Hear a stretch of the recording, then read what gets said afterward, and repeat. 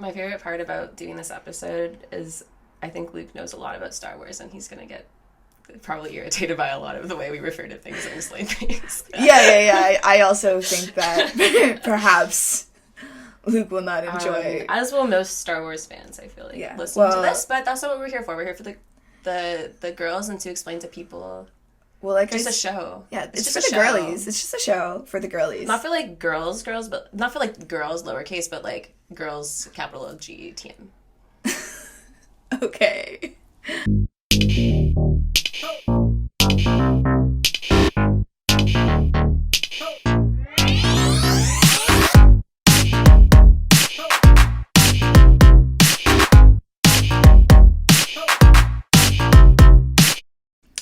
Welcome to an all-new episode of Don't Read Into It. This week we're discussing events from a long, long time ago in a galaxy far, far away. It involves masked men, foreign customs, amphibian-based snacks, and turmoil in states of governments. And no, we're not talking about the history of France. Fuel your jetpacks and strap up because we're jumping, flipping, and flipping again, and flipping once more into the wild world of the Mandalorian. Woo! Is that the cheer they do? I don't know. No, they do dun dun dun. I just meant a general cheer, but sure, yeah. Oh, yeah. I thought you meant in the show. No. I watched this show kind of in like a dazed state of I'm not sure I was fully paying attention, and then watched a few recap videos of I'm so the glad show that we're here today to really get what it was about. And what I grasped from the recap videos were I didn't miss much when I wasn't paying attention. So. I feel like it's either you know all the details and they matter to you, or you don't and they don't matter to you. I think that was it. It's like I know none of the details of like the Star Wars universe. Like, yeah, really, I didn't watch past like the new, like the ninth seventh or like, eighth. did you Star watch Wars. the Adam Driver ones? Like I watched like one or two of them maybe. So, in terms of, like, my knowledge of the Star Wars universe, that's roughly where it laid. Plus, I did enjoy The Mandalorian. Just, like, I would say that in terms of knowing all the details, when I rewatched, like, some recap videos, I was like, feels like I wasn't gonna get this. No, I don't think you were. And I think, like, I watched it with someone who is really into Star Wars and has seen all the shows, so I got to have things explained to me. But... like, I'm watching Ahsoka now, and I think, like, that's basically what I'm picking up from him. I was like, I'm just gonna not worry about anything I don't understand and just go for the vibes. And I think it kind of works here. Yeah. Well, I do like Star Wars enough that I made these little Lego Mandalorian and Baby Yoda Grogus. They're so cute. And you have two as well. I have two as well, but mine had extra pieces, so I Mine also had extra pieces, but how extra? Like, I just had, like these little things. I had a little circle disc, so I put it on his head, and now he has a yarmulke. Okay, you had more extra pieces than I did then. A little unstable. I made it correct, so. My favorite part about doing this episode is I think Luke knows a lot about Star Wars, and he's going to get probably irritated by a lot of the way we refer to things and explain things. Yeah. I also think that perhaps Luke will not enjoy. As will most Star Wars fans, I feel like, listening to this. But that's not what we're here for. We're here for the girls and to explain to people. Well, like just a show. Yeah, it's just for the girlies. It's just a show for the girlies. Not for like girls, but not for like girls lowercase, but like girls capital GTM. Okay. No, I mean I did get in trouble with my friend last night for not inviting her to be on this episode because she's so invested in the Star Wars world. On this episode. Everyone's obsessed with the Mandalorian. And that's why they don't get to be. People get to be on the episodes that we decide they're on. Yeah.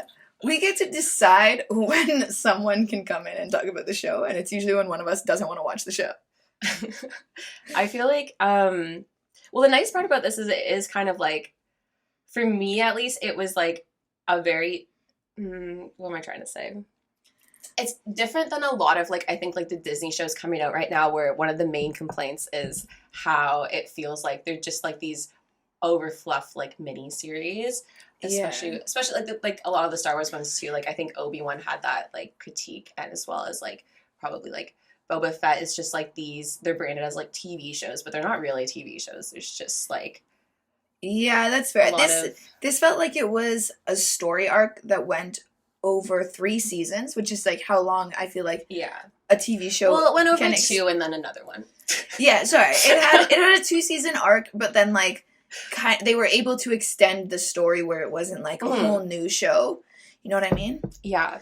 And they have like this like, I feel like it's rare these days to get a show like this where it is like, you know, it's 8 episodes, which isn't like a ton, but it's also like not so few as to be like a mini series, but it is very like quest of the week and like what that's what I liked about it. I liked the like daddy son adventure vibes. Yeah, and it's like people are like, oh, it's filler, and it's like that's just what like TV shows used to be. This is what like it's just like kind of like a procedural but with an overarching plot line, exactly, which is like what a lot of shows used to be like. I think it's very fair to like do it again. It's like nostalgic a bit. The other thing I really enjoyed about it, and I don't know if you picked up on this or maybe it's just me, is I liked that a lot of the like vibes of the sets did kind of look like they would come out of my Lego Star Wars Xbox game.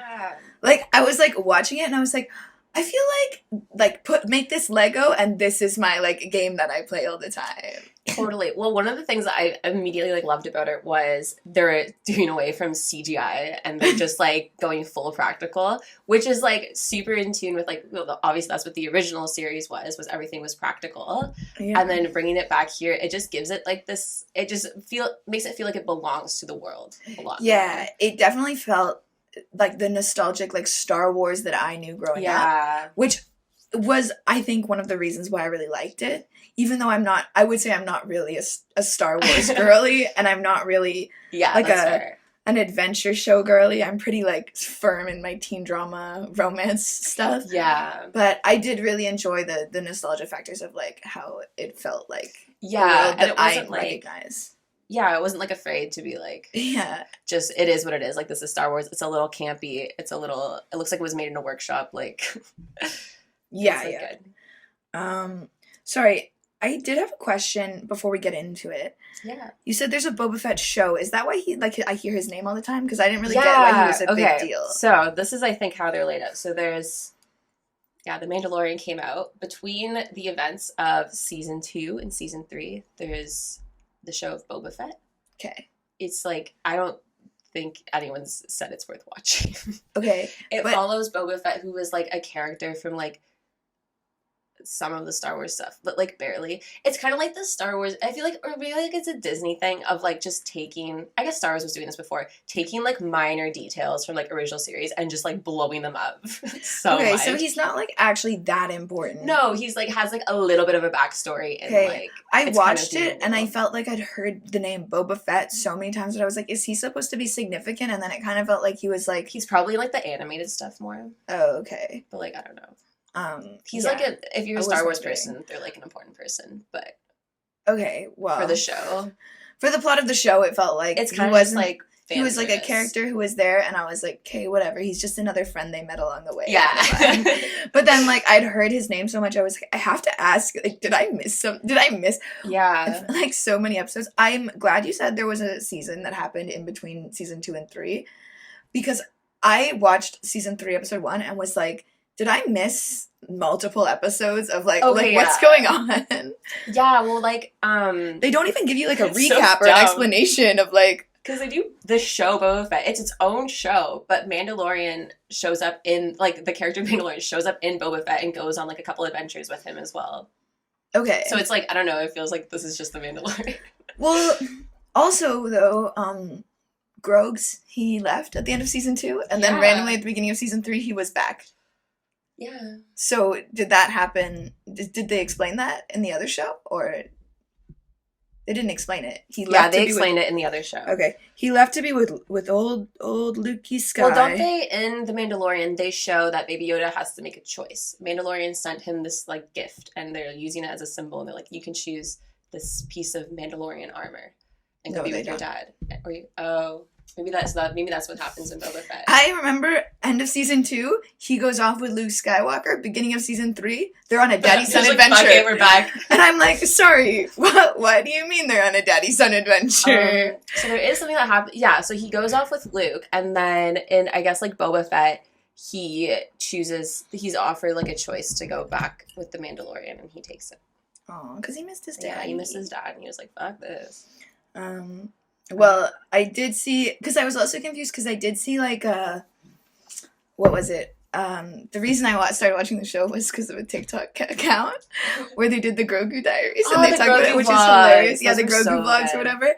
And so I did see a clip in that where he's like, and then I went off with Uncle and he showed me the most traumatizing shit I've ever seen in my life.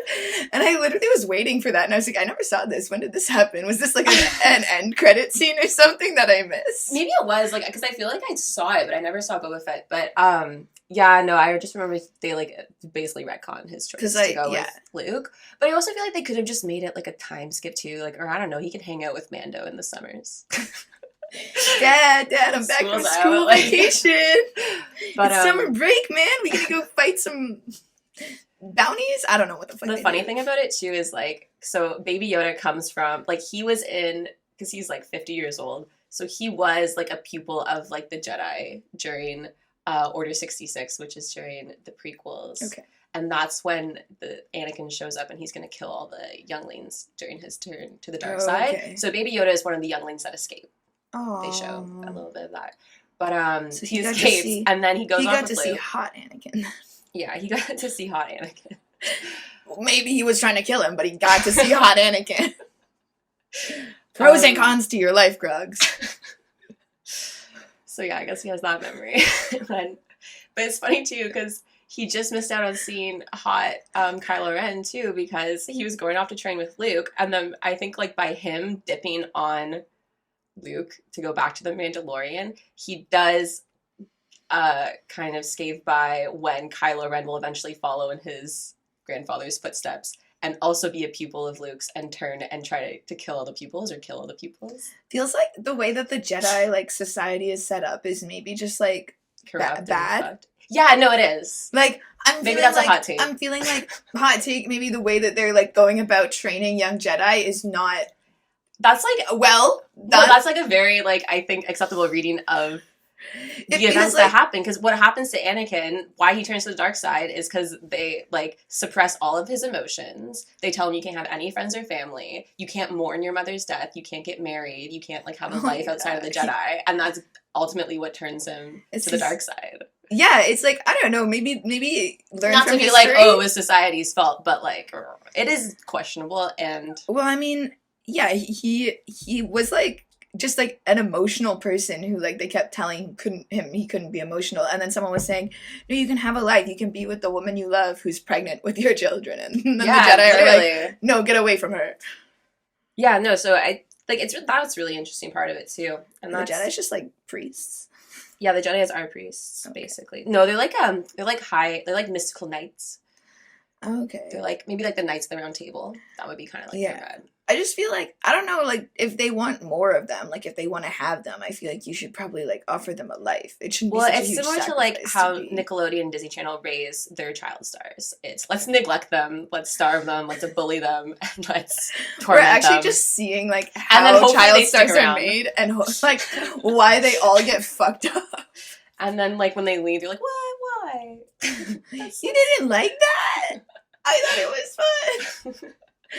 No, I mean, it's just like, it's happened twice now. I bet it's happened more than twice realistically about Jedi's going dark. Maybe it's time for Kylo Ren does it too. I didn't really explain that. Kylo Ren. So those movies are a little lacking. Yeah, those movies are substance, but not great.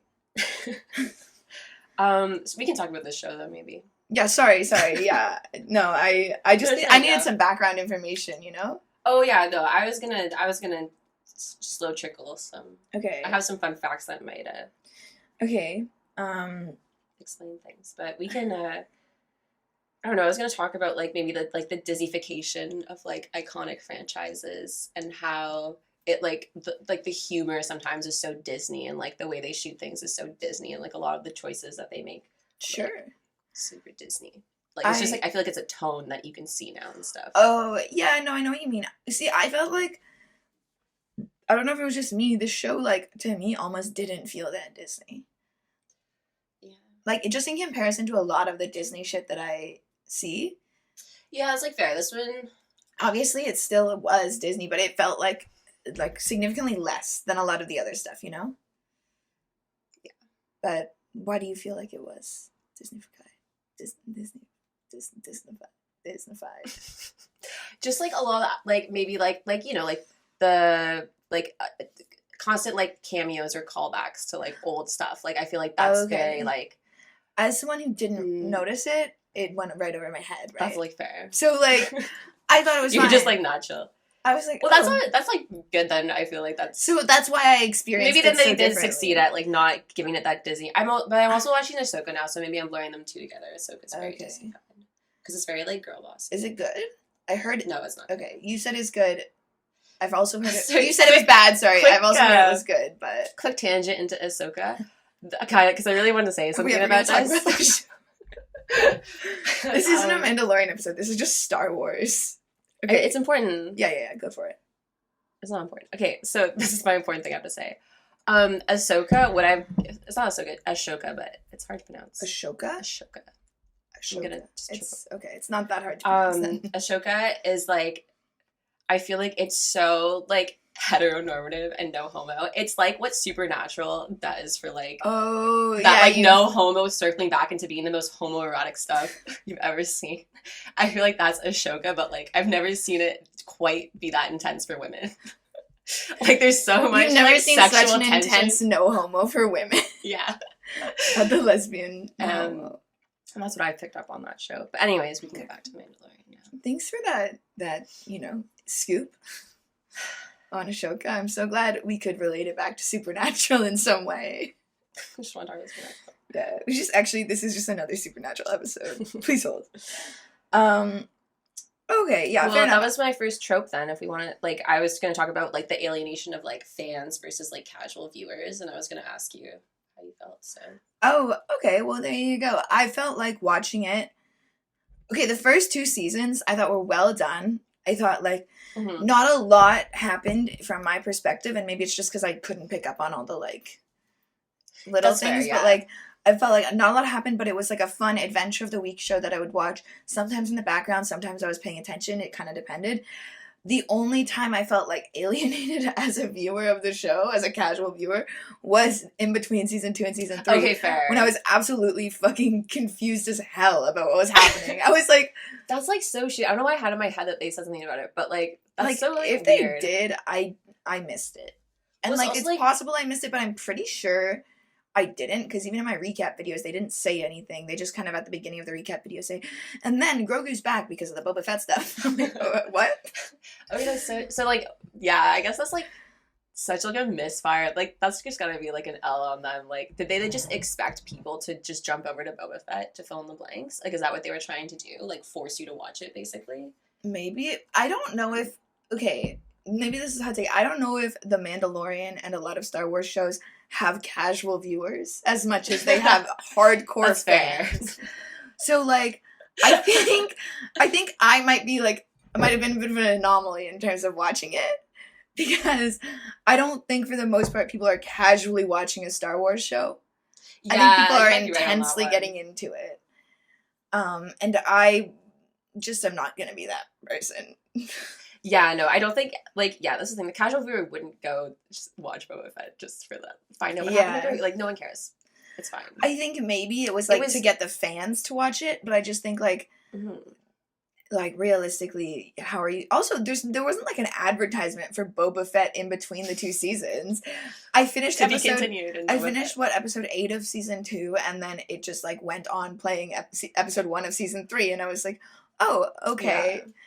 It was like, if like at the end they were like, watch Boba Fett or something, I would be like, oh, okay, that makes sense. Skip to this timestamp to figure out what happened. Yeah. But they don't, like, advertise it at the end of the episode. Yeah, that's super weird. It's also kind of funny, too, because I feel like the second you start, like, season, it's like, okay, well, like, Baby Yoda made the choice to go with Luke, and then he's just back with Mandalorian. I feel like it doesn't really matter how... It's like, okay, it's gonna be some, like, yada yada retcon gibberish to get Baby Yoda back. Like, it doesn't matter. It doesn't matter that much, like, why he's back so much as it matters that you kind of tell me why he's back in some way. Like, it matters that maybe you do, like, a little recap clip of, like, the last scene of Boba Fett. So that, like, either my curiosity is... so dumb they didn't do that. I don't understand. Because either, like, then my curiosity is piqued and I want to go watch that show, or at least I understand why the fuck he's back. Yeah, that's... I thought, like, episode 1 was going to be... Did they just, like, imply that he completed his training? No. You just are confused, and it doesn't matter. I wasn't, like, paying close attention, but it kind of just seemed like they were just like doing their job, bounty hunting. Yeah. Okay. Baby Yoda loves bounty hunting. Yeah, Baby Yoda's a huge fucking fan of bounty hunting. He thinks He's it's like, so this is the cool. best. Kicking ass, taking names. Yeah. Well, my first trope. Yeah. Pedro Pascal trope again. Begrudging single father. Yeah. Has happened a second time now. Well, I guess this was the first time. If I had a nickel for each time, it's weird that it happened twice though. Yeah. Which isn't a lot. But... Well, it's like kind of in line. My second trope is precious cargo. So it's like not only is he the single like accidental father, he's has to get the child to the secondary location. My tropes go as follows. Potentially the world. My tropes go as follows. Begrudging single father, child causing problems, father-son adventure duo. All kind of in the realm of the same thing. And also change father-son with father-daughter, and that's the same as The Last of Us. Maybe that's a hot take, but this is just really, the same show. He's found his niche. No, I mean, I get why everyone calls him Daddy Pascal. He's literally daddy. He is daddy. I like the trope. I think he did it really well. I was surprised at how, like, attracted to him I was, considering I barely ever saw his face in the show. Like, I was like, why are you so sexy? But all I'm looking at is, like, a pile of metal. I also am not someone who usually finds, I don't know if they're just, like, usually not done well, but more and more I've been coming around to, like, I used to, like, not, like stoic, like, classically masculine, like, hero. That's just, like, doesn't say his words, like, brooding a bit. But I feel like here, it had just this kind of, like flow to it. It just felt really organic. It felt like it fit and it, like, worked.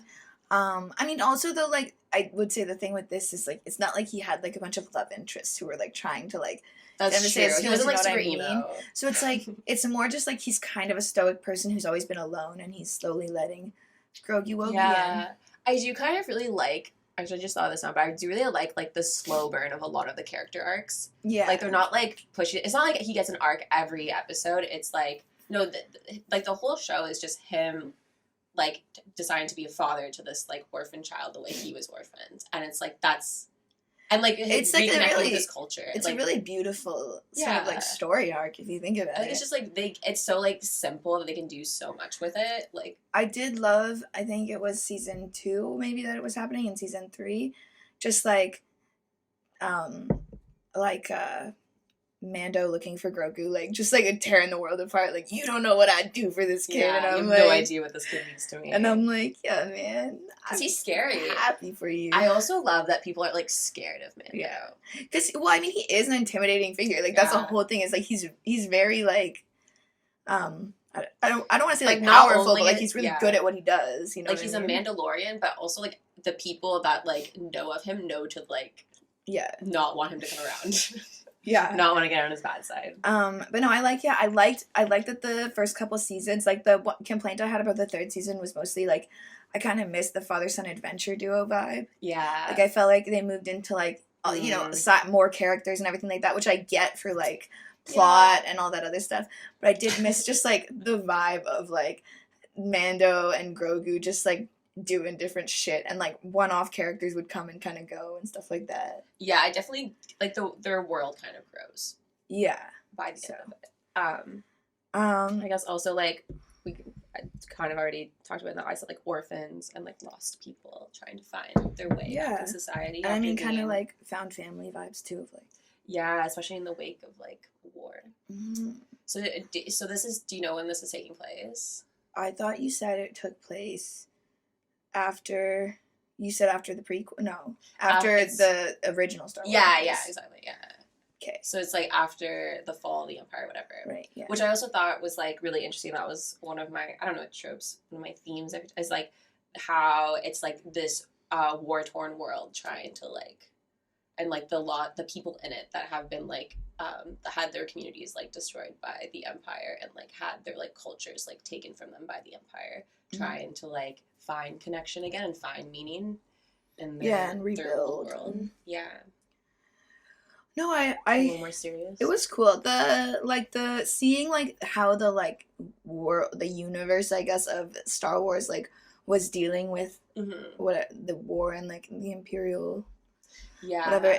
It was interesting, and it was kind of cool, and I liked that, like, it was okay, I like that it was like the backdrop for the show. Like it wasn't like like it was the main thing in the show, but it also kind of felt like it was the backdrop.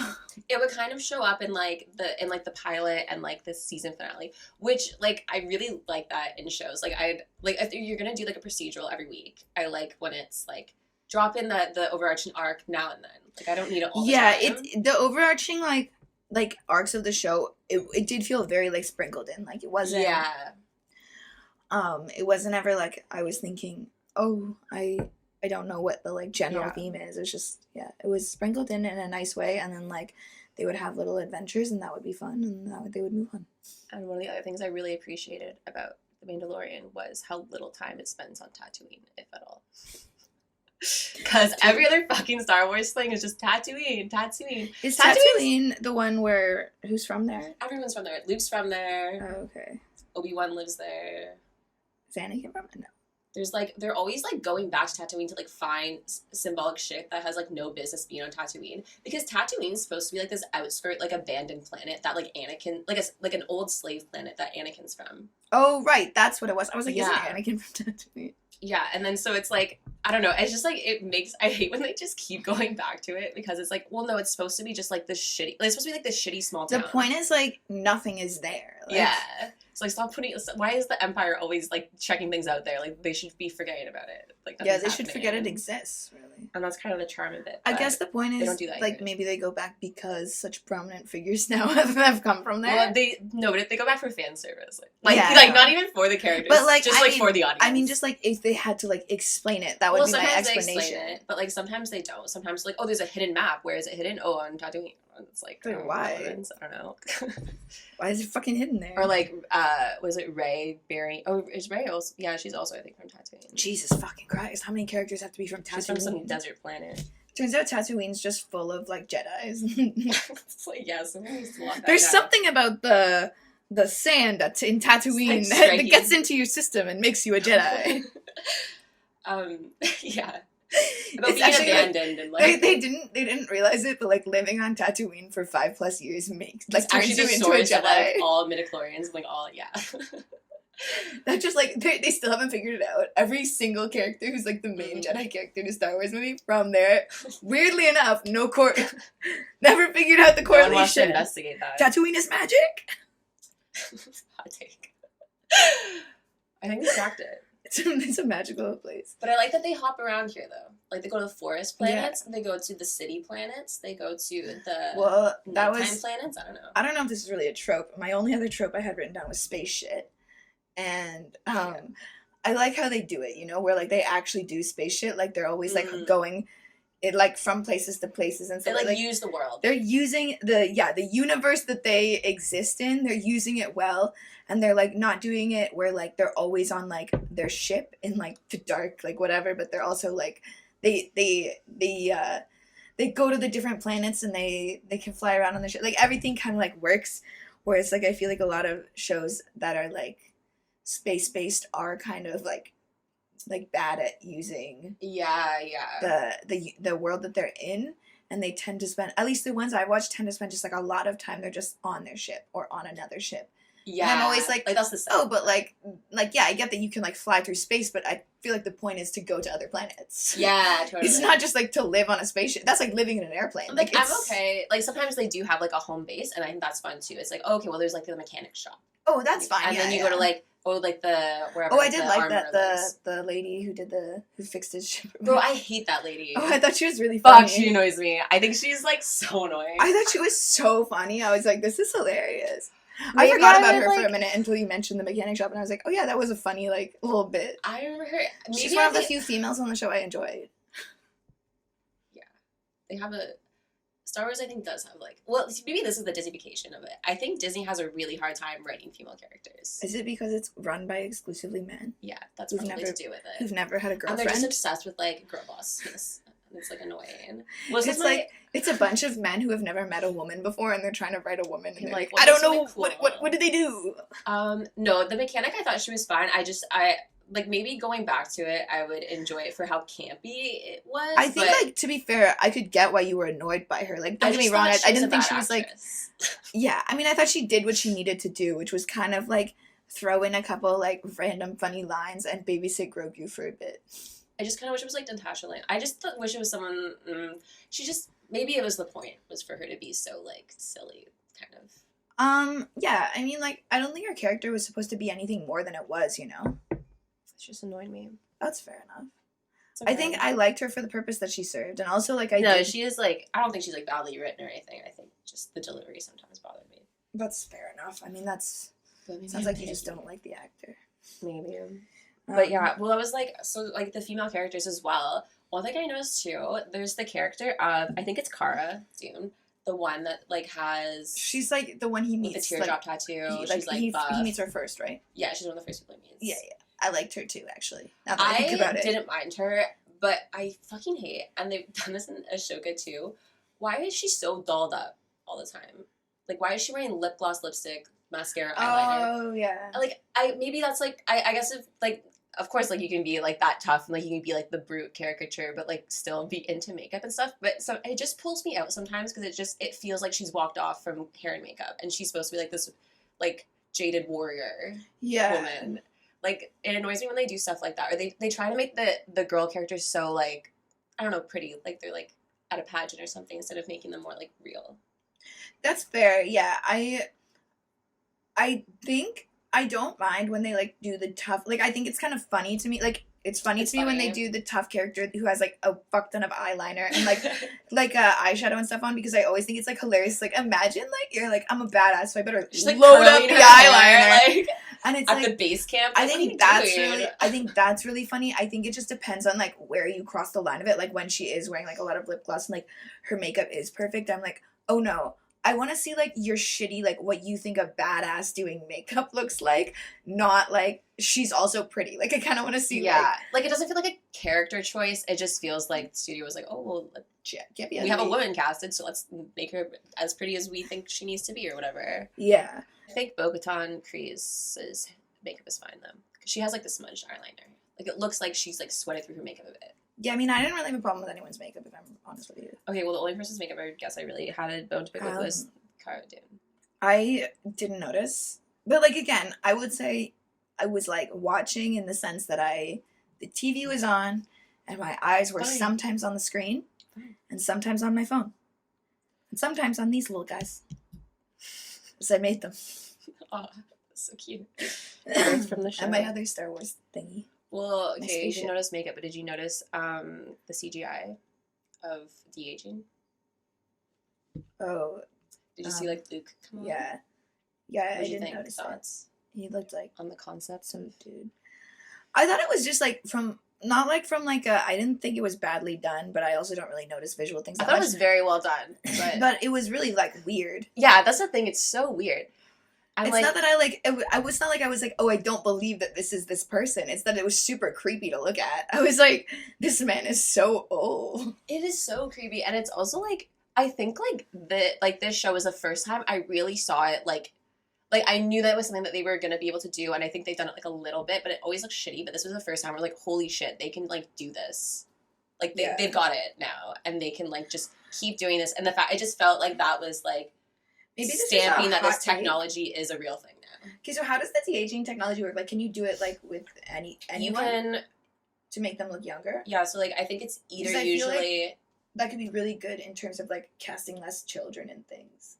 Yeah, that would be. I feel like that would be the like benevolent thing to do. Would be like you could cast adults for teen shows, but de-age them to like look like they're actually teenagers. I feel like that would be like that would a nice thing to do. Way. Well, I think there's like ways like, but I don't know if that's how it works. I don't understand the technology.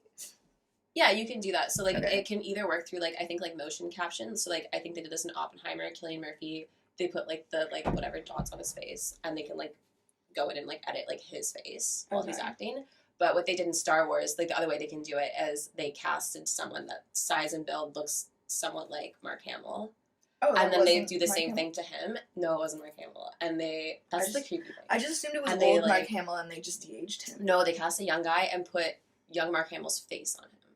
Okay, that's so creepy, man. It's so creepy. And it's also like, I know it's like with the strikes and stuff, it's like being discussed now, but it was crazy to me that this would not, like they can just do that. Like you can just release technology that without like going through like jurisdiction, because I feel like that's like Why can't don't you have to That's get a like whole their new consent or something? Yeah, like that's a whole new arm of like laws that need to be made to like regulate that shit. But they're just like throwing it out there as if it's I'm immediately totally thinking acceptable. about how de-aging can be used to like, you know, make shows less like make teen shows less creepy and like hire less children. Think like further down the line, you do reboots and just have everyone look exactly like the original characters. Yeah. And just like it's crazy with the things you could do. But the weird part as well that they've done it with, I think Star Wars also did it with, I think, Carrie Fisher. Yeah, didn't they? After she died. That was kind of fucked up, right? Like that was like maybe no. And it's just like, do you like? It's also like gonna creep out your viewers. I don't know. It was creepy seeing young Mark Hamill in the show. I was like, it's really like it's just like knowing that this isn't. It's like Uncanny Valley, even if it looks seamless. I don't know, but it was interesting. But it was one of the things I think this show like really like. It was the first time that was done very well. Okay, cool. So that's cool. I was impressed by it. So there you go. Do you have any more tropes? I don't. So. Just like war, I was going to talk about, but we can talk about that. The Roman Empire. Yeah, I've been thinking about the Roman Empire a lot lately. You're not a man. Like once a week. I don't know. I don't know, like weekly, daily. How many times? It's the foundation for a lot of society. It's so funny that people think about that so well, I guess like maybe there's a trope of like people's like reevaluating their relationship with their cultures. So you have like Grogu is a baby, but whatever, making the choice. But he's also 50s. So yeah. Like, well, sometimes I'm not sure. Like, is he a baby or is he like what is his sentience level? I don't know, because they're always calling him the child, and I'm like, it's just because he's small. I think he does have like thoughts and because like Ashoka reads his mind and then he's seen some shit. Yeah, he can like have a conversation. I don't know if it's like baby talk, but it's like weird because he does make his own decisions. Like he decides to go become a Jedi or whatever. So like that's like also like him. So anyways, but that's what I was thinking about. Like Baby Yoda and his relationship to like the Jedi, and then Din Djarin and his relationship to the Mandalorians, and then also paralleled with like Bo-Katan and Kryze's relationship with the Mandalorians, which is very different than Mando's sector. Sorry, not Mando. Din Djarin. It's gonna get confusing. Yeah, I know. I like to call him Mando. Isn't confusing? I like his friend who calls him Mando too. What's his name? Bill Burr.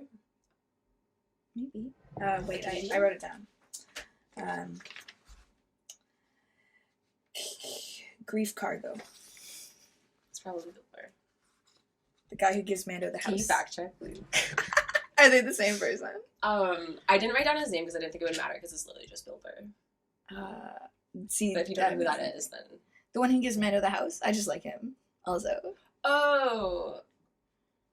The old black guy. Yeah. Oh, never mind. We're thinking of different people. Okay. That's not Bill Burr. I liked him. He just. Yeah. Okay. What was his name? Chief Cargo. Grief Cargo. Grief Cargo. Yeah, he's with cool. a K, which was. Bill Burr's character is called Mayfield. Okay, I don't so know. His name doesn't matter. It's just Bill Burr. Okay. He's in the talks that he's from Boston. Oh, I do know him. The Ginger? He's the one that sees Mando take off his helmet. He's like, I didn't see anything, bro. Yeah, he's so funny. He's so that cool. made me laugh too. I love that character. He was so good. Yeah, he was good. Mando. I hope he comes back. But I guess the show's kind of done. Yeah. So the show's over, right? I think they're going to do like an Avengers type of thing where they combine a bunch of their shows together. Oh, I won't be watching like the Mandalorian I think is probably over, but like the adventures of Din Djarin and Grogu are probably not over. So long as they can get kind of late. Daddy Pascal to come back. It's fine, I guess. It's better than like I think. I don't want to like. I don't really care if I'm honest. Yeah, I don't really care, which I guess is fine. Because if they made another season of the show, I would watch it. But I don't really think I want to watch like just like an Avengers level of mishmash of Star Wars stuff. Because I do think, from my perspective, like I probably won't be watching very many more Star Wars shows. Mostly, like if someone puts it on, I'm not gonna be mad, but like. I probably won't go out of my way to watch especially them. if you have to follow everything to know everything and like follow everything. Yeah. Like if I have to have seen all the shows, I don't want to. And I think also like this is one of the better Star Wars or better received Star Wars shows, other than like Andor, but I don't think Andor is gonna count for anything. I don't know that. It's kind of a standalone thing. But like the only one I was gonna watch was Obi-Wan, but then you said it was bad, so maybe I won't watch it. some guy like edited it down where it's just a movie. Oh, maybe I'll watch that. Yeah. Because like the thing with Obi-Wan that I liked is I liked everything to do with Obi-Wan, but everything else was like annoying and boring. Okay, that's fair. And I hated, oh my god, I have a bone to pick with Obi-Wan. The Leia is so fucking annoying. I hate when studios, when shows and stuff, cast children. Like, this child is 5. Why is she talking like a 16-year-old? Just cast a 16-year-old. Like, I don't understand. Just make them older. I don't like when they do that. Like, why does she have the emotional depth where she's, like, having, like, a heart-to-heart with Obi-Wan, like, talking to him about his feelings? Like, this child is 4. Like, what do you mean? Anyways. Yeah, I mean, I couldn't stand that's the loss insane. Okay. Interesting. We can go back to the show. We'll go back to Mandalorian. I mean, it's hard to talk about it, like, without talking about world. Yeah, that's the beauty and the curse of the Mandalorian. I mean, the first character I have is Din Djarin. Yeah. For my character deep dives. That's a character. But most of what I've written is, he's really hot. I'm surprised at how hot he is. Think with your pelvis first. I said, I like how he goes into protective daddy mode to save Grogster, which happens a lot, I feel like. Yeah. I also, in my notes, just have written Grogu in, like, 7 different ways. Groggy, how Grogster, many ways are there Grogs. Oh, I see. I keep giving him new nicknames. It's pretty. Also, oh my god, it was so beautiful when he took his helmet off to save Grogu. And then he showed Grogu his face. But it was just a really powerful moment when the ginger guy saw his face. He's like, I have to take it off. I have to save my son. And I was like, oh, that was beautiful. Like, that was beautiful. He was trying to get Bill Burr to do it, and Bill's like, no, that's way too dangerous. And he's like, okay, fine, I'll do it myself. And basically that's him as well, like abandoning his entire culture, like departing from his to save, which is like save Grogu. It was so cute. He did what he had to do. It was absolutely beautiful. And then I also really like the scene when he takes his helmet off to show Grogu his face. And Grogu's like, oh, Dad, you're not ugly at all. It was also interesting, too, because I feel like, I don't know how the helmets work necessarily, but, like, within, like surely, like, because there's families they show. Like, there's, like, a husband and wife and a kid later on in season 3 when they go back to the cult. Sorry. They're allowed to take their armor off to bang, but that's it. Like, I guess, does it work kind of, like, in a way that, like, maybe, like, a hijab works? Like, you can, within, like, your own home with, like, specific people, you can... Because, like, if like, Grogu's his son, I feel like... I don't know. Anyways. Interesting, though. I don't know. Because he doesn't actually, like, say Grogu his son until season 3. That's true. So maybe it has to be, like, they have to put a label on it. So... And then it's okay. Once there's a label on it, it's fine. Did you show Grogu yet? Oh, yeah. This is my Grogu. Yeah, Larissa has her own child Grogu. He's made out of felt. Yeah. I put his sweater on because this is his podcasting look. Yeah, you wear blue. He matches the vibe. He's matching mommy. I like frogs, and I like Daddy Pascal. Daddy Pascal. Grogi, he's not your daddy, though. He's a football head like Stewie Griffin. Thanks. I like that in my head, Grogu's, or Baby Yoda, your Baby Yoda's go-to line is just, that's not my dad. That's not my dad. Just like to various men he sees. You're not my real dad. That's not my dad. I can do whatever I want.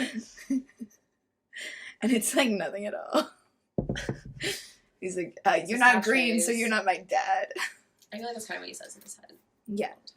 I mean, it's he his... only listens to his dad and no one else, and he barely listens to his dad anyways. He does whatever the fuck he wants. And also, he's never met his dad. He's never met his real dad. But he only listens to his dad. Do you think, this is the discussion question, do you think that Grogu is a descendant of Yoda? Or do you think it's just like another member of the Yoda species? Well, when I was watching it initially, I thought Grogu was Yoda. So I was confused. I think most people did. Because I didn't know... Okay, good. Which is, like, fair. Like, cause if you don't know when it's taking place, or, like, what the fuck. Yeah, I didn't know when it was taking place. I just assumed it was, like, a show from the past. Because there was so much shit going on. And then I was like, oh, and then everyone was calling him Baby Yoda. So I was like, oh, it must be, like, Yoda when he was a baby. And then... That makes sense. And then they call him Grogu, and I'm like, oh, well, maybe Yoda had a real name, and it was Grogu. And then I think you explained to me that this was not Yoda. What's funny too, because I think like Yoda, the word Yoda is used kind of like as a title sometimes too. It's like, oh, you're my like ex Yoda, like. Yeah. Like... So I just thought Grogu was Yoda. So that's roughly where I was. Now that I know he's not Yoda, I hope to fucking God they're not descendants of each other. Yeah, right? Because Yoda's kind of a bad person. Not even that. Okay, but... Well, also that. It's just because I think that would be so, like, lame in terms of, like, the Star Wars, like, like not everyone needs to be, like, genetically linked, you know? Like, it's fine if just, like, this is also one of that species. I think it's more interesting that way, because it's like, oh, yeah, like, oh, they're like a mystical species. I don't know, like, as because then also, like, you could just find other little, like, parts of the species that have, like, maybe survived. And it doesn't have Yoda to be, like, have children because he's a Jedi, I don't think. Yeah, that would make sense. Maybe it's Yoda's little brother. Yeah, it's his little brother, Grogu. That's like Yoda comes in one day, he's like, this is my baby brother, Grogu. He and I are really good friends. But Grogu also likes abandoning Luke. Yeah. That's okay, though. He had reasons. I wrote in my notes about Mando, about Din Djarin. Yeah. Sometimes I find him a bit too chatty. Yeah, I know you were disappointed that he wasn't less... Like, I realized, though, that I think as it went on, I learned to respect his chattiness. It was maybe necessary to be the main character of a show. Maybe you have to be a little bit more chatty. No, I'm okay. Like, I think usually he's like, I'm okay if he's chatty with Baby Yoda, because I think that's really cute. Yeah, that's fair. Like, I think I could learn to live with it, you know? But, yeah, I like when he's, when we get married, me and Mando. I think I could learn to live with his chattiness. I was gonna say, one of the things, like, speaking of that scene where he takes off his helmet to, like, save Grogu, one of the things I noticed, and I don't know if it was, like, a conscious choice on, like, Pedro Pascal's part, or if it was, like, he was supposed to just be relaying, like, stress and, like, nervousness for the situation, but I feel like Mando wouldn't be, like, obviously he'd be stressed, but, like, he's in these, like, dire kind of situations before. But I liked seeing the pure, like, awkwardness in his facial expressions with his mask off. I felt like he was, like, always looking bug-eyed, like, didn't know, like... And I was like, yeah, honestly, it's kind of fitting, because, like, if I was only wearing a mask all the time, I probably wouldn't know how to relay proper facial expressions, because I've never needed to. Yeah, I know, it was very, like, he seemed, like uncomfortable. So, he didn't know where to look, what to do. And I was honestly like, yeah, that makes sense. Yeah, it's kind of interesting. I do think Pedro Pascal is a good actor. Like, I did think he did a really good job with the role. And, like, I don't think there's a lot of opportunities for him to portray, like, acting ability in a role like The Mandalorian, because a lot of acting is, like, facial expression, and he can't show that a lot. Well, I think he is also not in that suit all the time. Yeah, that's fair. Which is disappointing to hear. But he's going to get more and more expensive. But, no, just generally speaking, I think, like, I do think he's a good actor. He's good at nailing that, like, quiet. Like, and so I think he did a good job with it. But, like, it's also, it's basically voice acting, what he's doing now, which is, like, also difficult to do sometimes, but it's, like, a different kind of thing. So it was nice to see him, like actually see his face and, like, doing it. Although I'm sure Mando's kind of a chill role to have if you could just voice act it. I think as well, he's, like, one of those actors where I respect it more because... I don't know. I'm not a huge fan of his actual personality. Like, it's one of those, like, male celebrities where they're told they're loved too much, and it's like, oh, you're good. He's one of those ones where I love when I see the TikTok memes of him, and that's about as much as I really need to see. Like, interviews and stuff, I'm like, too much. See, he has a personality. I don't like that. I'll watch, like, clips of an interview, again, if it's in the form of a TikTok meme. I think those are hilarious. Do I care that much about seeing him specifically? No. Yeah. I think he just brings such a realness to the characters that I have a hard time seeing him in real life not being like that. Okay, that's fair. But I think it's impressive that he can, like, a lot of people play characters where they're just essentially their characters. Yeah, I don't think he is his character. No. Which he plays the same characters, but neither of them are his real self. He's like, I figured out how to play this role. I think I'm just going to do it for a while. Yeah. Honestly, I also respect that. If, like, an actor, I don't think that's intentional that he's doing that. I think he just, like, is getting jobs. But if an actor just, like, is kind of getting, like, pigeonholed into a character, and they're like, I keep getting jobs, so maybe I'll keep playing this character. Yeah, he's doing well. Well, he didn't have his break until The Mandalorian, really. Yeah, The Mandalorian was his break. Never give up on your dreams, kids. I do have a question about, old Din Djarin. Yeah. Does he, maybe they explained this and I just missed it, does he have, like, a moral obligation, like, a moral objection, I guess, to turning, like, the child over in, like, his bounty hunting thing when he first gets him? Like, is that why he keeps him, or, like, is there something else? I think it's, like, they kind of hint at it, but they don't really, like, it's, like, he when he's, well, obviously he's, like, a human, like, a baby, which he wasn't expecting. He was expecting probably, like, a fugitive. Yeah. But I think it's also, like, he was an orphan, like, abandoned child as well as a kid, and he was taken in by the Mandalorians. So he sees, like, himself in the child. Oh, okay. He's like, also, like, he is also, I think, very anti-Empire. Like, he is part of, like, the New Republic. Like, I was glad that he was keeping Grogu safe, and I liked the show, but I was kind of like, I don't understand, like, he is a bounty hunter. Like, it seems like he doesn't have a lot of, like, moral objections to a lot of the shady stuff that he's doing. Yeah. So I was just wondering if it was simply because old Grogu was a kid, or if there was something else. It might have been his calling back to his culture, because I think, like, being, like, Mandalorians aren't typically bounty hunters. That's kind of just his thing, and I think it's a little bit frowned upon. Okay. Like it's kind of like they're doing this because they have to. So there is, like, a line that he's not going to cross, is basically. Yeah, I think so. Like, I think he's fundamentally good. I also think, like, he is, like, he wants to be good. I think he does have, like, much nuance. I think he, like, yeah. Kind of I do think he has a strong moral compass. I just didn't know if it was, like, it just seemed a little bit weird at first, so I was just wondering if there was, like, anything more to it. But I think it also might be, like, part of it, too, is, like, he probably doesn't want to, like, this is the child is still, like, a very powerful weapon. Like, he showed that he can, like, when Grogu revealed that he could, like, use the Force and stuff, I think that kind of hinted, oh, like, this should probably not be in the hands of the Empire. True. Yeah. But yeah, also, yeah. I think, I just was curious if there was... If they explained it. Love at first sight. Next trope, love at first sight. Yeah, those big black eyes. Looked into those big ears, he knew. Grogu was his for life. That was Look at them, they're best friends. They are. We can talk about maybe, like, a more controversial figure, because I know you're not a fan, but I really liked Bo-Katan Kryze. Bo-Katan.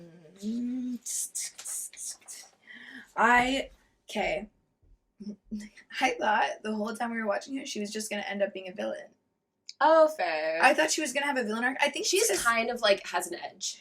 I think the way they... Okay, maybe I'm realizing in hindsight, the way they write female characters is really weird. Where, like, I kind of did for a lot of the women on the show just think they were going to turn out to be evil. They're, like, really sassy and, like, mysterious. And, like, the way that she plays it also is, like, very... She's, like, very, like, stoic, I guess. Yeah. And, like, kind of, like... She kind of gave me the vibes of, like, she would be emotional enough to turn on all of them and, like, do a murder or something, you know? Well, they introduced her. She is kind of, I think, like, more emotional. She's kind of, like, emotional until she gets her darksaber. Yeah. Like, she's clearly, like, not doing hot. Like, honestly, a little bit felt like she was just a little bitch. But... So, actually, here's a fun fact. So, she's supposed to... So, and I like the actress that plays her, so, like, I'm fine with it. But one of the things that threw me off is the actress that plays her is significantly younger than the character is supposed to be. Okay. So Bo-Katan's supposed to be, like, 60.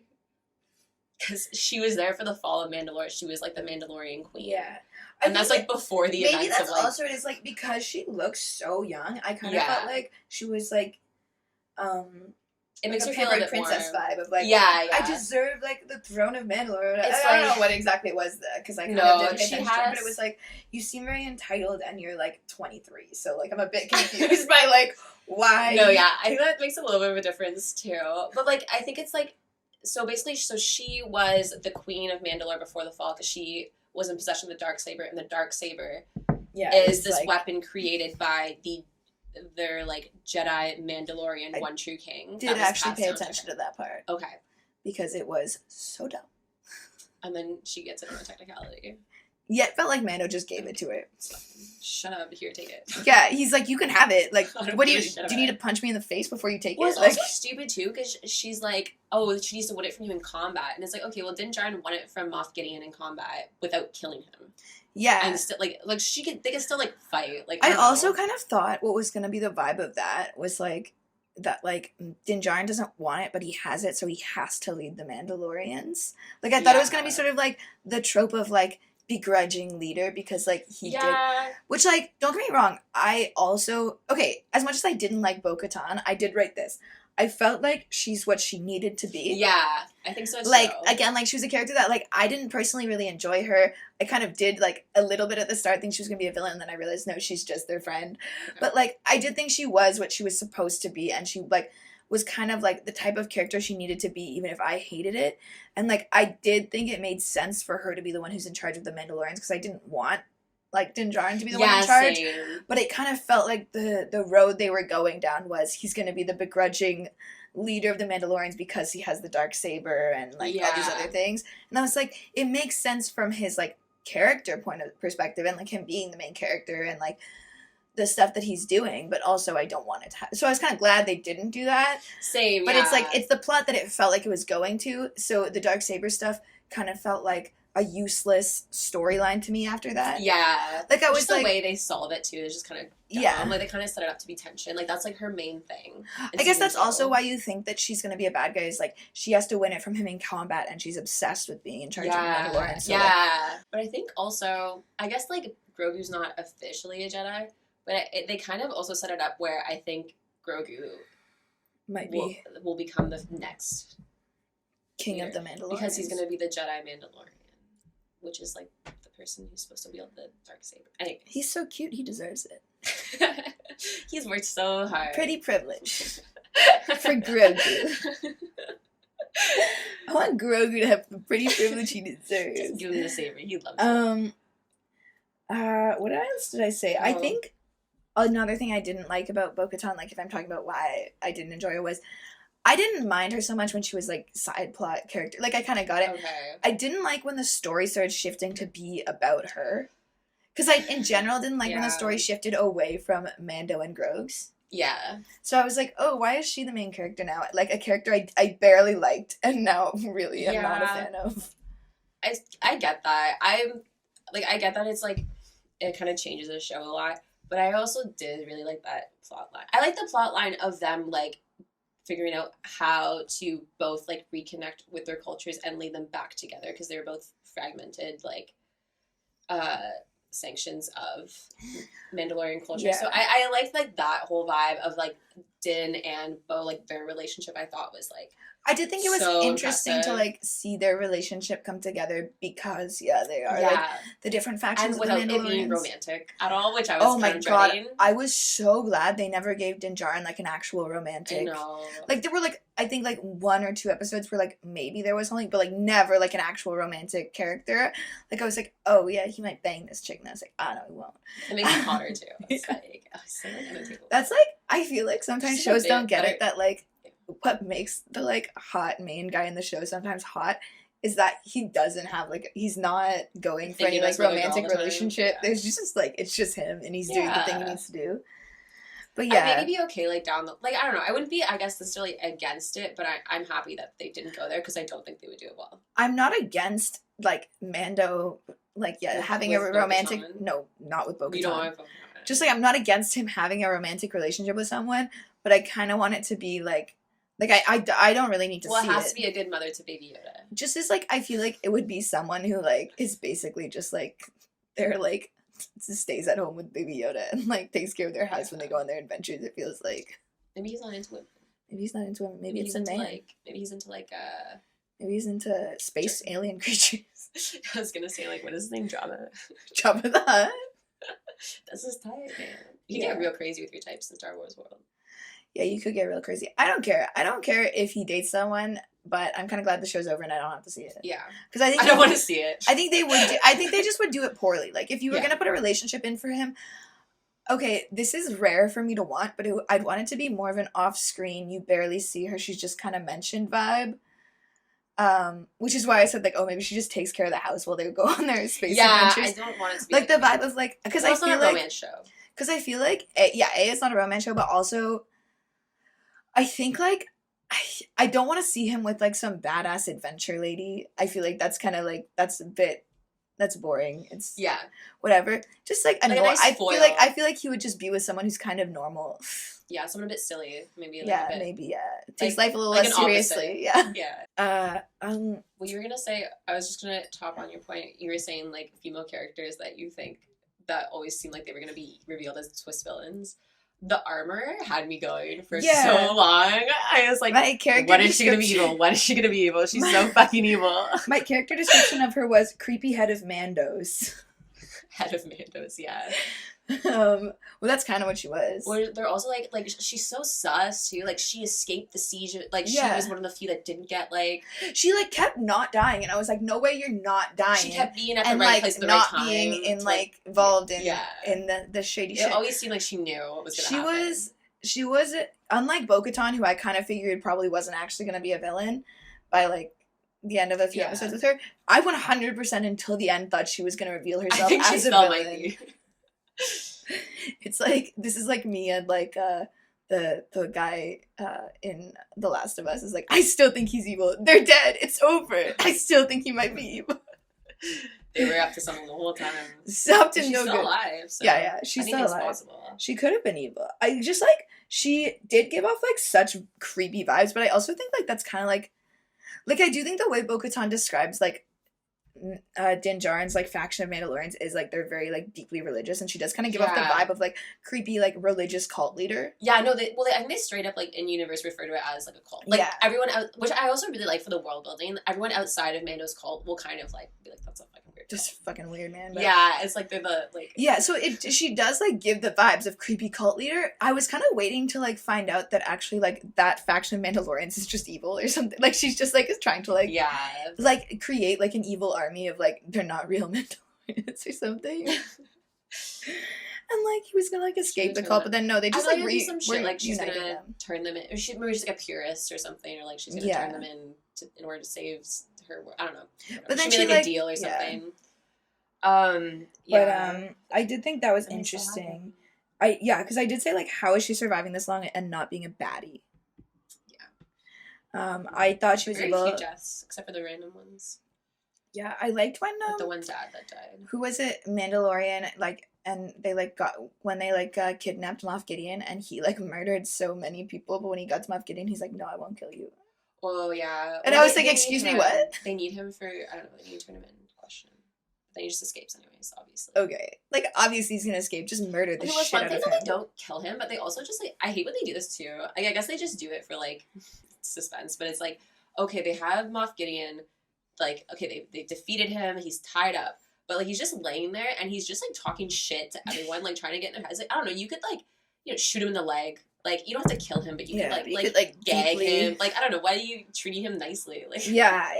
You could, like... Like, the only thing holding him back is, like, a pair of handcuffs. Like, no, maybe, like, take a few extra measures. Because my thing with Moff Gideon was, he got a little annoying to me. Okay. Like, I enjoyed the arc of him being the bad guy for, what was it, season 1 and 2? Yeah, I think he's still... And season 3, but, like, you know, like, 3. when they like, capture him... as much in it. Because they capture him at the end of season 2, right? Yeah, and then he escapes at the start of season 3. Yeah, so I enjoyed him being the bad guy for season 1 and 2, and then I kind of wanted him to be gone. Mm-hmm. Like, I didn't really want him to be around anymore, just because I find it annoying when they, like, capture the enemy, they, like, wrap up that storyline, and then, oopsie, he escaped. I'm like, I don't know, yeah, you probably should have murdered him, but, like, you did. Or at least, like, wait before he's gonna escape, you know? Yeah. Throw another villain in between. Like, maybe we, like, got to know other, like, a different villain in the Imperial, like, Empire, or whatever, that they're, like, trying to, like, build up, you know? Like, maybe we got to know, like, the person who's, like, taking over from... Or just, like, some other antagonist even. Like, it doesn't even have to necessarily be Empire. But just, like, if they want to go that route, that's fine. Yeah. But, like, it could have been that. And maybe that person is, like, trying to get Moff Gideon out. Like, maybe they're, like, working on it, you know? Like, it's not just, like, a... Because I was kind of, like, he's a huge threat to the galaxy, which is why it didn't make sense to me that he did... I get that they want to question him, but he's such a threat. And they're in combat, and they're trapped on a ship, and they don't really know what's going on. Yeah. And you didn't think, maybe I should just, like, kill him or, like, incapacitate him a little bit, like... Or are, like, the droids coming in, like, before Luke shows up, like the droids are gonna come in, and they're gonna break through the door, and Moff Gideon's like, they're gonna come in here, and they're, like these, like, apex droids that are gonna just, like, annihilate all of you except for me and the child. I'm gonna take them and go. It's like, okay, well, maybe if you killed Moff Gideon, the droids would stop. Yeah. If they're at, like, his command, whatever. I would have killed Moff Gideon. Oh, Especially whatever. since they murdered everyone else on that ship. And, like, Bo-Katan wouldn't even care anymore if he died, because the only reason she wanted Moff Gideon alive was so that she could defeat him in combat. Yeah. But it's... at this point. Yeah. It would have been interesting if she freed him to take back the lightsaber from Mando, and then she takes it back from him. Just like musical chairs with the dark saber. Yeah. I think they should have killed him. I hated that they didn't. But whatever. I think, what's his name? Giancarlo Esposito. Like, I would have been, I think, like, that's the actor who plays him. He's on, like, Breaking Bad and stuff. Okay, well, I don't know the actor names. He's always playing, like, that type of character. Sorry, Larissa, most of the characters have question marks after their names. I wrote Moff Gideon ? In my notes. Because I wasn't certain that was his name. Yeah, I had to look them all up, and I still have a hard time recognizing who's who. So if you think I know the actors' names, you're out of your goddamn mind.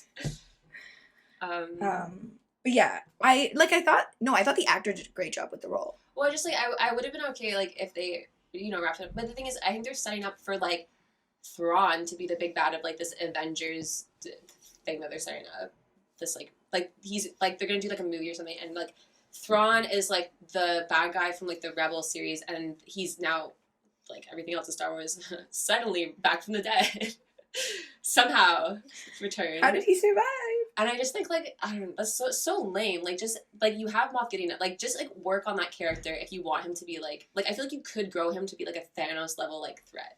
If you, like, shelved him for a bit and then brought him back, like, bigger and badder. Like, I just feel like he could have carried the weight of being, like, a very large villain. Then the other thing that would have been good is, he escaped, but we didn't see him at all in season 3, maybe until, like, the finale, where they're like, Moff Gideon's still alive, like, blah, blah, blah. And that would have been kind of, like, a cool, like... Or, like, they lost by him escaping. Like, that was the climax of season 3. Yeah. Right?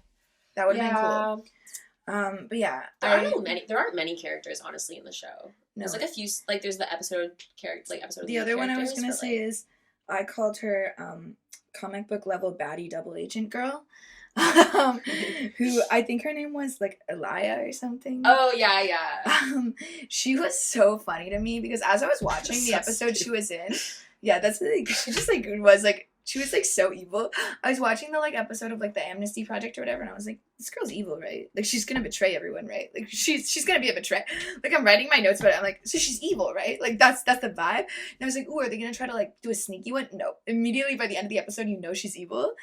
And the fact that it's so easy for her to like manipulate, like I know. What is it they're called? The New Republic. So easy for her to manipulate them. I'm like, so like are all of like Is this show just teaching me that government is just evil? Like, well, here's the thing with the New Republic. Like they're so stupid, and the decisions they make are like basically feel like the same level of like the same level of like control that like the like Empire or whatever had over like things, except for that they're like, no, but we're good. I swear we're good. And I'm like, but like also, I don't think it's like necessarily. I just think the New Republic is really bad at like extrapolating like everything left of the Empire. Okay. Like the fact that they just because she is like she was working for the Empire in season 2 of The Mandalorian, and then she's immediately not put in prison, not like questioned, not like she's immediately like reintegrated into society. Was, like, it's like, what do you expect? Well, I guess the idea for that, like I got the idea behind it was like, no, we're trying to like rehabilitate like people who worked for the Empire weren't necessarily evil so much as like, but it's like they're like Nazis. Yeah, no, but the point is, like, some people, like, on, like, lower level, like, stuff, like, they're not really, like, they don't have a choice, right? No, I get that. So I think that was kind of the vibe, but I also think, like, if she's working for, like, the secret, like, she was working for the Empire, like, while they were, like, illegal, so, like, obviously, like, she might still be evil, like, maybe you should, like, look into this a little bit. Yeah, it was just, like, too soon for me, like, I'm fine if it was, like, when I kind of forgot that she was in the previous seasons when it came to season 3. And I was like, oh, okay, she's like a like soldier from like the original trilogy. Like she's like been in this like rehabilitation camp for like a long time. Yeah. And is now being no. She was like there. She was working for the Empire like last week, and she's just roaming around like doing whatever. I mean, there is a time jump between season 2 and season 3. How long is it? Do you think? Well, I don't know whatever the amount of time of Boba Fett was. I guess. So. No, because I watched that episode. I watched a few episodes where I was kind of like, is the New Republic good, or are they just as shitty as the Empire with like just using nice words about it? I think like, they're supposed to be like good. They're just supposed to be like, I don't know. Well, that's one of I think the main complaints too about the show is that they're really bad at like, it just seems like they're rebuilding society. Like, it seems like they're also not good. Like, well, that's kind of why they fell as well. That's why so many people turned to the dark side. I thought they were making just like a social commentary on like how like no like one type of leadership is gonna be like good or whatever. Maybe, yeah. And like the New Republic is just slightly better than the Empire, but like they're not the best option. Yeah, yeah. You shouldn't want them, but you also shouldn't want these. Like, it's kind of how it felt. I was like, oh, is this like a political commentary that I'm watching right now? Yeah, it is. Because like they're also like they're so easily manipulated, like by this girl. Like, she is the epitome of what a comic book villain looks like. Is like, I don't understand. And then like she comes in, and then the one guy comes in at one point and is like, oh, this like planet needs saving, and she's like, no, don't do it. And they're like, okay, we won't. And I'm like, okay, so you're like kind of just as like not doing anything is just as bad as like killing. Like, you're just like you're gonna really let them die. They're like, oh, whatever. And it's sort of like, okay, so you're just like, maybe you're not evil, but you're terrible leaders. They're kind of like that in the prequels too, because they were like, they had like the Republic, and it was like there were so many like slave planets on the outskirts of the Republic's jurisdiction that they just would not interfere with. Like, that's where Anakin's from, so that's where a lot of his like discontent came from too. So I think it was like, yeah, it's interesting that they're just going back. It's just like a cycle. It's like, oh, the Republic's back, and it's like, especially when you think about it, it's supposed to be run by like Leia. Yeah, it's supposed to be like good. It also kind of feels like maybe the show is just like too lazy to like figure out like what a new good ideas and like what a good government structure might kind of look like. Yeah, it would be interesting if they're gonna go this route of like society rebuilding after like flesh it out a bit more, make it a little more interesting. Yeah, because it just kind of also seems like they're just really stupid, and it's like, maybe that's another commentary. Like, people in charge are just they have to be stupid. But I mean, it's like, because she's like, they could have done it where she was like a sneaky villain. Like, I totally would have been okay with that, and they kind of like hid it a little bit. It was so like, she didn't hide how creepy and like fucked up she was. There was no like pretending she wasn't evil. Like, she was evil. It was obvious. The only other character I've written down, if you don't want to talk about her anymore, did you want to keep talking? The only other character I've written down was Grogu. Cute. I liked him. I didn't like how he was barely in like some of the episodes in season 3. That he takes a bath. And then I didn't enjoy when the focus shifted off of Grogu. Just give me the Grogu show, please. But I like when he gets his little robot thingy in the finale. That was hilarious. And I hate that fucking thing. What made me laugh even further about that was that it was the corpse of his dead friend. No. What I thought was hilarious but that was Mando saying Grogu's too young to operate heavy machinery. Cut to 5 minutes later, Grogu and I will go to this dangerous war-torn planet that might not be survivable together. And I'm like, sorry, too young to operate a fucking robot that says yes and no, but not too young to go on a life-threatening mission with you? What are your rules? I don't understand Baby Yoda's age. Like, we're like his like... Like, I think they sort of just treat him as a baby, which is fine. Like, he's a baby, but also, like, a Jedi Knight sometimes, so it's like, okay. But I just thought that was hilarious. I was like, Mando, he's too young. You're bringing him into, constantly bringing him to life-threatening missions. But he's too young to operate that robot. He's too young! Also, does he need a robot if he has, like, his little pod? Like, gets him around? I think that what I liked about the robot wasn't that, like, he could walk around. It was that I liked that he could communicate in some way. Oh, like, yes. Like, the bunny Like, I kind of want to, like, have, like, maybe in his pod they just install some buttons, some yes-no buttons for us. Yeah. Yes, no, that was cute. Maybe. Like, I just liked when he was this was one of my hot takes, but I honestly thought it was fucking creepy and weird that they're like, oh, let's rebuild IG-11. Oh, we can't. We made it into a car for Baby Yoda, though. What, like, that's your, like, it was a statue commemorating honest, your dead, like, friend that perished. Like, what? To be honest, until you said it, I didn't realize that it was built off of the skeleton of a dead friend. Yeah. Which does make it creepy. It's like, oh, just make him, like, a separate car, maybe. Yeah. Anyways, that's all I had to say about Grogu, really. It was just that one thing. Yeah, I mean, I got nothing to say about him. I think he's cute. He's cute. He was my favorite character. Okay, on to finales. Yeah. The finale. The Thursday. Well, I guess we already talk about the other one, so we'll do the third season finale. Well, so I'm glad. So you told me there's not gonna be a 4th season because I did write felt like a series finale, not a season finale. So with that in the circle. I did also write that in the season 3 finale, like I made the joke, oh, Pedro Pascal, like Mandalorian, just sells out. He starts working for the government, gets a little house, but no, he becomes. That's not what happened. But he becomes like the most, I feel like, desirable man, where he owns his own property, he takes care of his like little son, and he has a stable paycheck now. It was like the ultimate like dad fantasy. The way it ended, Yeah, just like he brought his cultures together. He's a hero of the Mandalorians. Found a nice chill plot of land like that they've earned by like reclaiming the city, and they've like now they're like rebuilding society. He has his little like house, like a ranch, where he like has his son. Yeah, and then he just kicks up his feet on the front porch. He becomes like basically cracks open a cold one. He like, becomes basically just like made it. He just becomes basically like a really hot, stable guy. Yeah. Like he becomes, I feel like, every girl's dream. He owns his own property and he has a job. He's a homeowner. He can take care of himself and his dependents. And his child, yeah. Are you kidding? He has a tumultuous history, a past. He has like a no annoying in-laws to worry about. No annoying in-laws. Maybe a creepy cult. He's not too chatty. I'm sorry, but there are no drawbacks to this man. I loved how like corny it was, and also like it was super like subversive, I guess, for me, because I did not expect that type of ending. I didn't either. I was like, someone's died. Oh my god! I thought the ending was gonna be like maybe like him going back to help like rebuild like Mandalore or whatever, like the planet. Yeah, I thought it was gonna end on a low note. Like, okay, I thought like it was like just sort of gonna be like, and then season 4 you're gonna see him do this, but no, it just ended with like a nice little. He got himself a house. His buddy, who I never talked about him. His buddy.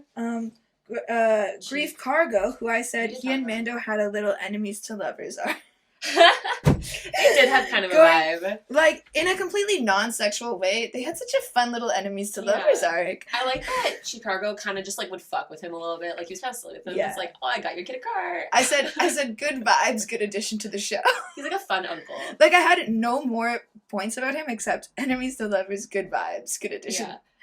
And that was it. So, anyways, but he just gives him a house because they're lovers now and they're besties. That was their deal, right? I think he saved the city. Yeah. Now the Mandalorians are accepted. Because I don't know if the Mandalorians were accepted in, like, society. Well, I think he was basically saying, like, yeah, because you have this, like, your people will always have... But I think he, like, had it earlier, too. He's like, you will always have, like, a place to live here. Yeah. Because they became friends and, like, he... Right. Liked him. And then Mando finally took him up on the offer. He said, I just want a ranch for me and Grogu. Settle down with my son. Settle down with my son. He goes to the New Republic guy and says, I take work from you now. And the New Republic guy goes, okay, I'll pay you. Yeah, he's got everything he could ever want. It was perfect. It was. I thought it was such an unexpected ending, and I absolutely loved it. I really didn't expect it. I also liked that, like, I thought I was going to feel like shit after the ending, but I felt really happy. Well, I liked it too, because, you could always do, from that ending, you could always do random one-off, short, little adventures of Grogu and Mando. And it doesn't have to be Year in the life, Mando and Grogu. Like, if they were like, oh, we want to do, like, a Christmas special. Like, or they could just do it and be like, yeah, I mean, like, they're still doing, like, adventures, like, bounty hunter adventures. You could still do shit like that. Yeah. Which I kind of like, because it leaves it open for them to continue doing what they're doing, but, like, not like not in like a bad way, you know what I mean? Like there's no like thing that I think needs to be resolved. The only complaint I really had about season 3 was I did miss the daddy son adventures. Yeah. And I didn't care as much about the Mandalorian politics. I don't know if I mentioned that yet. I thought they were kind of interesting, but I know a lot of people didn't. Like, I think, okay, here's the thing. I'm kind of torn between, like, for, like, a pacing and plot perspective, I think it made a lot of sense to go down that route and to pivot a little bit, because obviously it can't just be Adventure of the Week. Well, Mando and Grogu. Like that would get pretty tired. They're after Grogu again, but like for different reasons. Yeah, like that would get pretty tired. Like I totally get why they pivoted. It just like from a me perspective, I didn't care that much. You know what I mean? Yeah. Like I think it made so much sense from a writing and show running perspective. From a Becca perspective, I didn't really give a shit. Okay, I thought it was stupid that the Moff Gideon clones never showed up. He had clones? Yeah, he's building clones. That was his whole thing. Yeah. And then they just never awakened. Okay, well, I wasn't paying attention to that. Well, like, that's why it's stupid. Like, why the fuck did they even... Well, it's just to explain the Snoke stuff that happens okay. later on in the movie. The thing is, But they never actually do anything with if they didn't explicitly, like, really throw it in my face, I probably wasn't paying that much attention. Yeah, that's fair. But... Yeah, no, that was good. Should we get into hot takes? Yeah. Do you want to hear my quotes while watching the finale? Yeah. Oh, yeah, go ahead. I wrote, "Aw, Grogu saved the day!" And then I went, "Aw, Mando gets to adopt Grogu." Yeah, that's so cute. They put a label on it. And then my other quote was, "Mando's gonna work for the government now? Sell out." I'm just joking. I just thought it was hilarious. I was like, man. But no, I'm like, they can be happy, right? There's no problem. Anyways, those are my quotes as watching it. I out loud, alone in my home said, "Aww, Grogu." Yeah. But yeah, we can move into hot takes. I didn't have that much to say about the finale. It was good. I thought the whole show was well done. Yeah. And I got something out of, like, most every episode. Yeah. I feel like other than the, in between season 2 and 3 thing that was, like, really confusing, the show was well done. The pacing was good. The story made sense. It came to a close in a way that was, like, unexpected for me, but also natural and, like, was nice. It was a nice ending to a show that I feel like was okay to end. 3 seasons is also, like, a good amount of time for a show to go on. Yeah, I think it's, like, Like, that's a classy amount of seasons. It's, like... Like, I think peak amount of seasons for a show is, like, anywhere between 3 and 5 seasons, and I can believe that all of those seasons were probably pretty decent. Yeah. But yeah. Hot takes. We can go into hot takes. Yeah. I mean, my first one was, I don't know what's a hot take on this show, but I found the Mandalorian politics a real snooze fest. That's all. That's what I said. Hot take. But I don't know what a hot take is on this show. I think most people didn't like season 3. Okay. Which I think season 3 was one of my favorite seasons. But I really enjoyed the Mandalorian politics. Okay, that's fair. So that was I think it's because, like, really to be fair, season 3 is very different from season 1 and 2. So if you were a really big... Like, I really liked season 1. And, yeah. I really liked the episode... So, okay, this is also a hot take, too. I think, because people didn't like it. I liked the cameo episode that takes place in the city with Jack Black and Lizzo. Who may or may not be canceled. And Christopher Lloyd. Yeah, people didn't like it just for the sake of it having, like, celebrity cameos. But here's the thing. I think that there's a very, like, I have, like, a strict, I think, like, view on cameos. And I think if you're going to do a cameo, I like that way of doing it where they are just, like, characters in universe. And it's, like, it doesn't bother me as long as they can act, which they both did fine. Okay. Like, Jack Black can obviously act. I'm going to say something that might alienate everyone listening to this episode. Star Wars fans... I feel like a little bit pretentious and really annoying. So I'm not surprised that they hated the cameo thing. I'm not surprised that they didn't like when the show changed. Yeah. Because I feel like in general, I have very little respect for Star Wars fans. I say this enjoying Star Wars as a casual viewer, making an episode about Star Wars where predominantly we want Star Wars fans to listen to us talk, probably. They're gonna come for you in your But yeah, like, not to alienate everyone who might listen to this episode. Like, the thing too, that's how I feel. Like, yeah, and it's like the complaints. I feel like most, like, people, like, they're so pretentious about it. It's like, well, like, some people are. It's just like the things that they complain about. Star Wars, like, oh, that's not Star Wars. A lot of things that people complain about are very Star Wars. Star Wars is very campy. There's a lot of dumb shit that happens in Star Wars. Like, I do think Star Wars fans can be very pretentious, and I'm like, okay, like, it's... Like, there's nothing that happens in The Mandalorian that doesn't, like, happen similarly in, like, the prequels or, like... Like, it's similar to me of, like, their level of, like, annoyance with things is, like, the same as, like, people who are, like, obsessed with, like, Marvel or something. It's, like, it doesn't have to be perfect all the time. Like, it can be this way. Like, it's fine. Like, it's not... As long as I'm having fun. Yeah. I'm, like, cool with it. Or maybe that's a hot take. Yeah. I didn't mind any of the cameo. I, like, enjoyed it. I think...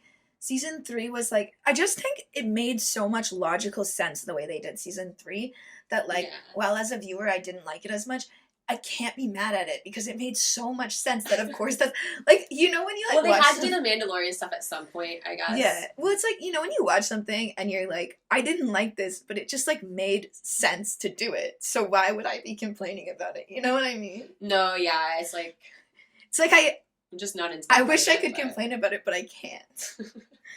But yeah. Like cognitive dissonance. I did just write, this show just feels like if I'm in the mood to watch Star Wars, but like not Star Wars. Yeah. Like it's it very was approachable. It's like. It was very like, this is Star Wars, but a little bit different. And you can watch an episode and then like not watch and like just. Yeah, like I was watching this show basically.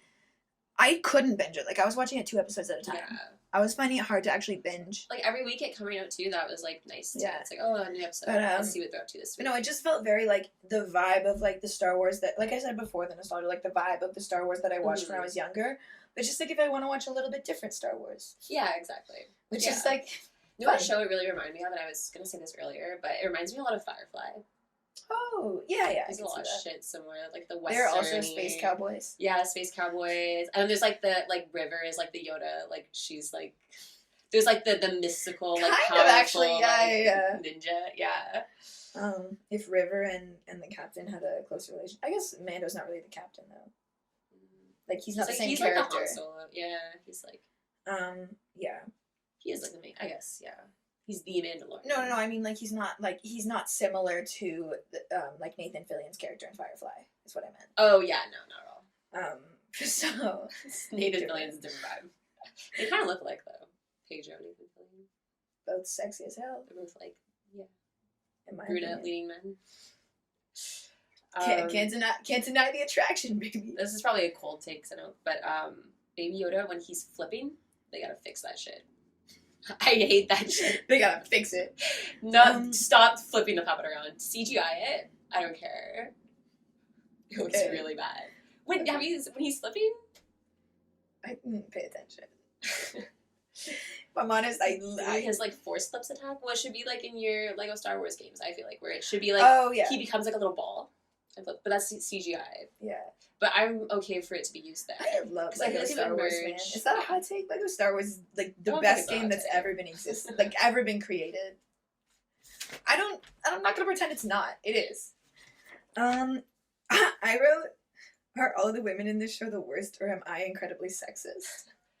I had a hard time with that too. Sometimes it just feels pandering a lot of the time, I think is the issue. I think like a lot of the time I was like, I can't tell if like I'm being sexist or if I just like they've written them all badly. Like I don't know what.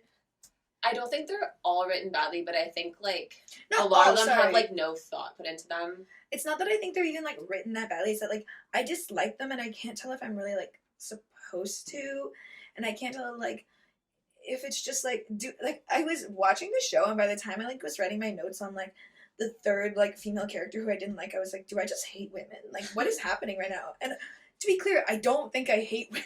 But like my mind was like, why am I like disliking all of these characters? Like am I just like really internally so sexist? But I think I also like a trope a character I don't like as well, which I think they do, is like I'm not a fan of like the tough stoic like female brute character. Like I don't like when they take like a character that's stereotypically like male and then they just like they just gender swap it and that's where it ends. Yeah. Like I kind of don't like that. I just don't like, I think like I don't like the way that they write female characters in shows like this. Like they always tend to be kind of what you're saying, like gender swapped or just like generally kind of like weird additions to the show where they don't really know how to like, it just feels like you don't know how to write a woman. And so like you're kind of like putting this character into this show in a way where I'm like, fuck, like I don't want them there. Or like where they're always being sassy with like there's always some kind of like, I feel like with Disney a lot, like the newer stuff with Disney too, there's always this undertone of like this like kind of like I don't know, like this vibe of like they always have to prove themselves to the men. Almost like the women are always a little bit like a little bit sassy. They're a little bit like, oh well, like I can, or like you can tell that the tone kind of the show sees them like that and is like doing their most to like show you how like girl bossy they are. Yeah, and that's just like so unnecessary to me. I also wrote, is this a hot take? This is just Star Wars: The Last of Us. This is Pedro Pascal, single father, post-apocalyptic kind of vibe of like just Empire just like was destroyed. They're rebuilding the world. He has to like take care of this child. Yeah. He has to choose between save the child and whatever. It felt like I watched just two shows that were really similar, but this one was more fun and less serious, and The Last of Us was more serious vibes. Yeah, I think I probably preferred this show to The Last of Us as a whole. The Last of Us is really good, but I don't know. This is just so unique of a show. I think I was able to binge The Last of Us in a way I wasn't able to binge this show, but I probably generally found this show. This show for me would be more rewatchable. Yeah, I guess you're right. But I don't know if I like one of them more than the other. I think objectively, Last of Us is a prestige drama. Yeah, so it's has that, but okay. Well, I did write in my notes. This is fun. This one was better because it was fun and less intense. But I actually now don't know if I think this one was better so much as I just think they were both good shows for what if I'm feeling different things. But you can have your Daddy Pascal for your serious mood, and you can have Daddy Pascal for your silly mood. Yeah. No, I mean, it just, they do feel really similar shows, and I thought it was really funny. When I was watching this, because I watched it after The Last of Us, and I was like, so it's just kind of the same, but space. Yeah. Which is fun. I also wrote, alienating more people, this show is overrated. The Mandalorian. Is it overrated? I don't know. I feel like all I hear about The Mandalorian is it's so great, it's so amazing. The Mandalorian is top tier. I feel like I've heard a lot of people say how great it is. Yeah, well, no, and I'm okay, it's a fun Star Wars show. Yeah, it's like calling any. It's like calling One Tree Hill a great show. It's a fun show for what it is. Yeah. I don't think it's a top tier television, this is gonna change the world. I think it was fun, it was good. I'm not too excited about it. But I think that goes back to Star Wars fans just being really intense and kind of crazy. Yeah. That's okay. We take things lightly here on the pod. Yeah. I just think I almost think any show that people are saying this is the best show ever, really getting into it, for me my hot take is always going to be then it's overrated unless I really think it's going to change the world. Succession. Succession is probably also overrated. Okay. Probably. Calm down. But yeah, those are all my hot takes. Do you have any more? No, those are all my hot takes, honestly. Oh, dang. I didn't have that many hot takes. I feel like this show didn't necessarily induce a lot of hot take opinions. It wasn't super controversial. No, for me at least. It was a pretty simple show too, so there's not a ton to really. Yeah. What's my hot take? Moff Gideon should have won. No, he was evil. The takes are mid. The takes are lukewarm. Yeah. So we're good. All right. Cool. Anything else you have to say about The Mandalorian? I have lots to talk about. No, that's it. All right. Well, I'd like to end this by apologizing to all the Star Wars fans out there. Bring your ukulele out. Sorry, let me grab my ukulele. It's in my room, actually, too far away. No, sorry to the Star Wars fans if I offended you. But also, I feel like I'm not the main audience of these shows, so if you're listening, they're not going to respect your opinion. If you're listening to me talk about this show, you shouldn't really respect my opinion that much. But yeah, I hope you had fun listening to Larissa and I not read into The Mandalorian. And don't forget to comment, subscribe, listen to us, watch us, all that other stuff, our other episodes. Enjoy our content. Yeah, enjoy our content. And we do good stuff. So yeah. All right. That was my outro. Until next time. Bye. Bye.